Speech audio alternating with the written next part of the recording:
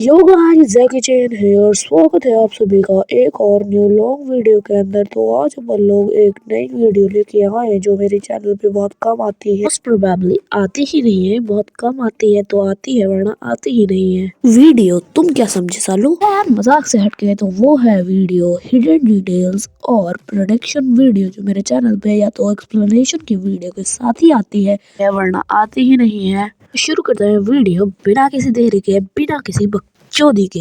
एक बहुत इंपॉर्टेंट चीज जो मैं तुम्हें वीडियो स्टार्ट करने से पहले बताना चाहूंगा कि मैं कांस्टेंट नहीं हूँ तो रीच काफी डाउन है, तो प्लीज लाइक और सब्सक्राइब कर देना।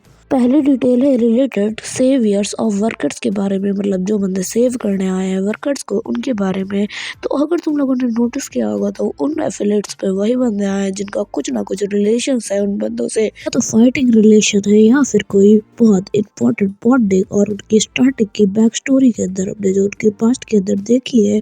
तो अगर तुम्हें मुझ में बिलीव नहीं होता तो मैं तुम्हें कुछ प्रूफ दिखा देता हूँ इस चैप्टर के अंदर, जो चैप्टर के अंदर मैंने पढ़ते ही नोटिस कर लिया था, जो थी कि थर्ड एफिलिएट के अंदर इस दरिद्र और उसके मीठे दोस्तों को बचाने के लिए ये अपने हॉस्टल यानी कि अपने एलिजैंग और वेरेंचे आए हैं जिनका बहुत पुराना पास्ट है बैकडोर से, और इस बैकडोर का लीडर था डैरियस होंग। सीन है सीनू हान और अपने कुरुडा रियोहे का, जहाँ पे रियोहे का भी बहुत पुराना पास्ट है के साथ। इस वजह से कुरुडा को बचाने के लिए रियोहे आया है, और जैक का बहुत पुराना पास्ट है अपने अपने मेगामी केंटा का सेकंड एफिलेट और Hunt for big deal arc से लेके Hunt for gun park arc से आर्क तक। ये सीन बहुत ज्यादा सेंस भी बनाते हैं क्योंकि जैसे ही अपने लौंडे मेगामी केंटा ने अनलॉक किया एंड्योरेंस मास्टर, वहाँ पर सीधा का सीधा एंड्योरेंस मास्टर आ गया। कोई डिटेल लगती हो या ना लगती हो, मगर मुझे तो एक बहुत इंपॉर्टेंट डिटेल लगती है। और सेम सीन है इन बंदों और अपने लौंडे जो हां सियोंग यानी कि गॉड डॉग को लेके।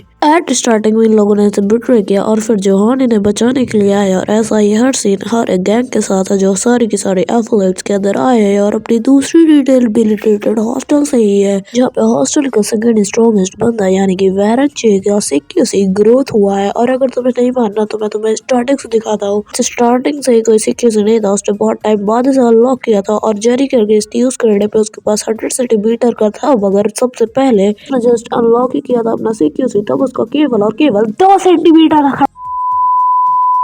रेड के सीरीज के अंदर उसका मैक्सिमम मेमोरी 100 सेंटीमीटर से तो काफी बड़ा ही होगा, ऑब्वियसली सिक्योसी में। यू डोंट बिलीव मी, तो जब वो बंदा उसे मारने के लिए जा रहे थे थर्ड एफिलेट में, तब वेरन जस्ट मेन डोर से एंटर हुआ और उसने सिक्योसी खोल के इन सबको पेल दिया। और अब अपन लोग फाइनली बढ़ सकते हैं अपने प्रेडिक्शन वाले पार्ट पे, जहाँ पे अपन लोग प्रेडिक्ट करेंगे चैप्टर नंबर 593 को पूरा का पूरा।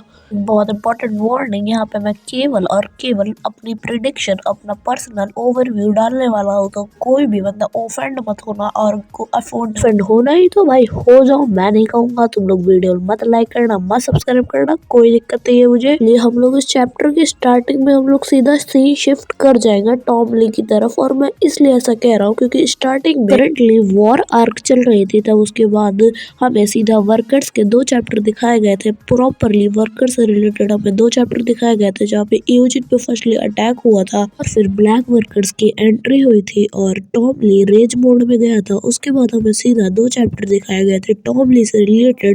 ले अपने फुल बीस्ट मोड के अंदर चला गया था और सारे के सारे बंदों को फाड़ फूड़ के निकल गया था, और जे भी वहां पे आया था जस्ट टॉम ली को रोकने के लिए। दूसरे चैप्टर में अपन लोग सीधा सी शिफ्ट किए थे अपने मैंडियोक versus low regional king of जियोलाडोग पे। अब है मेरा, जहाँ पे वो जो बंदे थे जो दूसरे किंग्स थे उनसे मैं रिलेटेड हूँ। मैं चांगसू की बात नहीं कर रहा, चांगसू की फाइट भी उसी चैप्टर के अंदर हुई थी। ये चैप्टर 592 भी वर्कर से रिलेटेड था, और अगर तुम मुझे बिलीव नहीं करते तो चैप्टर 587 से जाके रीड करना, खुद ही देख लेना। जो सीक्वेंस मैंने तुम्हें चैप्टर्स का बताया था वही सीक्वेंस वाइज लगे होंगे वो चैप्टर 587 से 592 के तक। और इस वक्त करंटली जो अपना डैनियल पार्क निकला निकला हुआ है अपनी साइकिल पे बैठ के, तो प्रोबेबली वो जा रहा है मिस किम के पास मिस किम को बचाने के लिए। बिकॉज अगर किसी भी बंदे को लग रहा है कि अपना डैनियल पार्क भी सीधा का सीधा वहीं पे आ रहा है, तो तुम लोग गलत हो, क्योंकि सारे एफिलेट्स के अंदर बंदे पहुंच चुके हैं अलाइड के। और बिलीव में तुम्हें मैं बताता हूँ, फर्स्ट एफिलेट पहले ही फरार हो चुकी है हेडक्वार्टर्स की तरफ, सेकंड एफिलेट के अंदर सीडू और अपना आयरन बॉक्सर पहुंच चुका है, थर्ड एफिलेट के अंदर अपने हॉस्टल यानी कि वैरन जे और अपना बिग डैडी एंट्री ले चुका है, और फोर्थ के अंदर अपना जो हांसी आ चुका है। बिकॉज जेम्स ली इतना स्मार्ट है, उसने प्रिडिक्ट कर दिया होगा कि टॉम ली उसके लिए उससे ज्यादा बड़ा थ्रेट है जितना बड़ा अपने लिए वो है। वो से मेरा मतलब है अलाइड और वर्कर्स। और अगर तुम मेरी मानो तो मेरे हिसाब से अपना जेम्स ली किडनैप करेगा मिस किम को, या तो उसे वो मारेगा, वरना वो सिंपली उसे किडनैप कर लेगा और ब्लैकमेल करेगा टॉम ली को पूरी की पूरी वर्कर्स को तबाह करने के लिए, ताकि टॉम ली जैसा प्री जनरेशन का तगड़ा मॉन्स्टर और उसकी व्हाइट टाइगर जॉब सेंटर के तगड़े तगड़े बंदे और मैनेजर किम भी उसके अंडर में आ जाए और उसके अंडर में काम करे। ऐसे डैनियल या फिर अपना टॉम ली बिल्कुल भी नहीं बचा पाएगा मिस किम को, और मिस किम अपने जेम्स ली के हाथों किडनैप जरूर से जरूर हो जाएगी।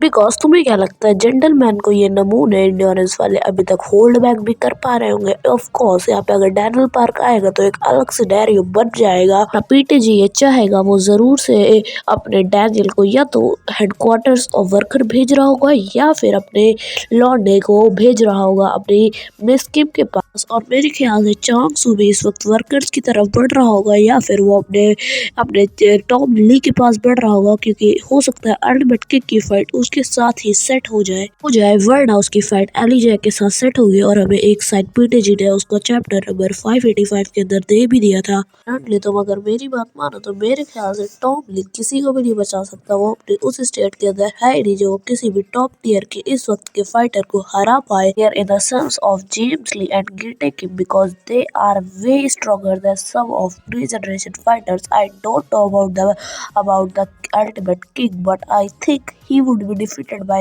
them. इसमें जे भी कुछ प्लान ही कर रहा था, बिकॉज जब उसने फाइट एंड की थी, जब वो भाग गया था, तब उसने कहा था मैं यहाँ पे बस इसका टाइम वेस्ट कराने के लिए आया था। मुझे लगा नहीं था मैं केवल 2 मिनट इसके वेस्ट करा पाऊंगा, मगर कम से कम 2 मिनट ही are enough to make our plan successful for another plan. Most probably अपना जे और जेम्स ली कुछ सीक्रेट प्लान कर रहे हैं जो इस वक्त हमारे गीटे किम चचा को भी नहीं पता है।